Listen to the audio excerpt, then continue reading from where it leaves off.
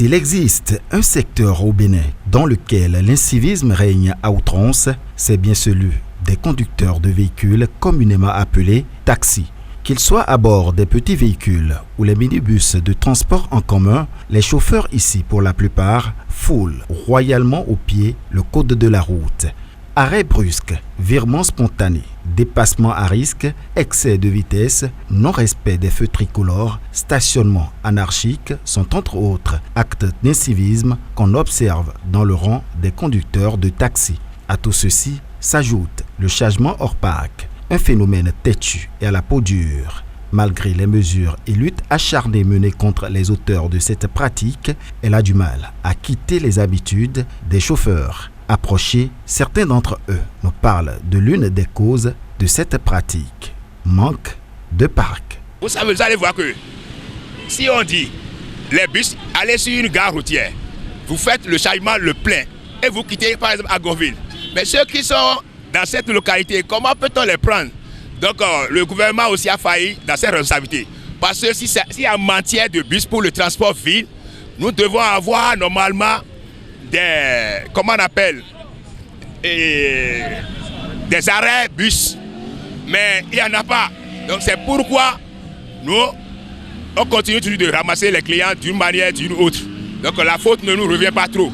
Si on avait une gare routière, il n'y aura pas tout ça là aujourd'hui. D'autres reconnaissent justement le besoin criard de parc pour les chauffeurs, mais confient par contre que les vraies causes de la recrudescence de la pratique se trouvent ailleurs. On n'a pas beaucoup de parcs, mais ce qu'on a là, ce n'est pas encore chose là, parce que les gens ne veulent pas payer les tarifs de transport. C'est pourquoi ils aiment aller au bord de la voie pour aller prendre les véhicules.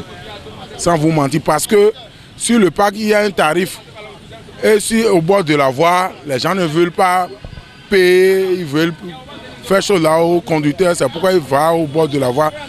Pour les gares routières, il n'y a pas suffisamment de gares routières, mais ce qu'on a là, on peut contenter de ça. D'abord, c'est la faute aux passagers. Si le chauffeur prend son véhicule et il ne trouve personne au bord de la voie, il serait obligé de faire demi-tour et d'aller se conformer qu'on appelle à ce que les autres font. C'est ça.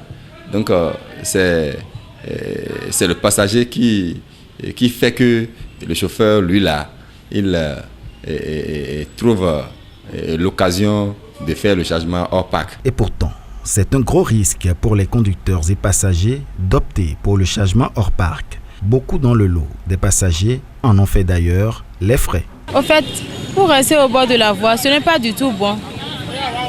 Parce que de nos jours, il y a beaucoup d'accidents qui se passent. Il y a d'autres taxis qui prennent les gens pour rentrer dans la bouche avec et pour faire de n'importe quoi avec les clients. D'autres peuvent couper les têtes. C'est un peu ça. Si tu as un bagage et tu as mis ton bagage dans un véhicule, en partant, le chauffeur peut partir avec ton bagage, tu ne peux plus retrouver ça.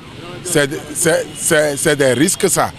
Les passagers aussi, il y a beaucoup de chauffeurs parmi nous qui sont des bandits. Et ils volent les passagers aussi, s'ils prennent la voiture au bord de la voie.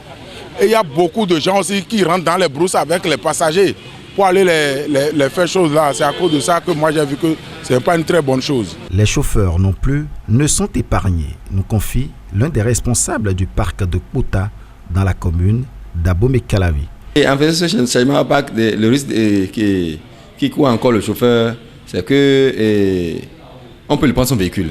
On te dit que quelqu'un parmi ces trois là peut te dire, chauffeur, arrivez à tel endroit là, vous allez me permettre un peu que je puisse prendre quelque chose là, c'est là. Alors ils sont les mêmes. Arrivé dans la brousse là, ils vont te prendre ton véhicule. Et tu vas te retourner sans véhicule. C'est un risque, c'est un risque encore pour le chauffeur. C'est vice-versa. Le chauffeur a ses risques, le passager aussi a ses risques. Ils saisissent l'occasion pour lancer un appel aux dirigeants. Mon appel à l'endroit du gouvernement, je voudrais lui dire que dans les pays de notre sous-région, un peu partout, il y a la construction des gares routières.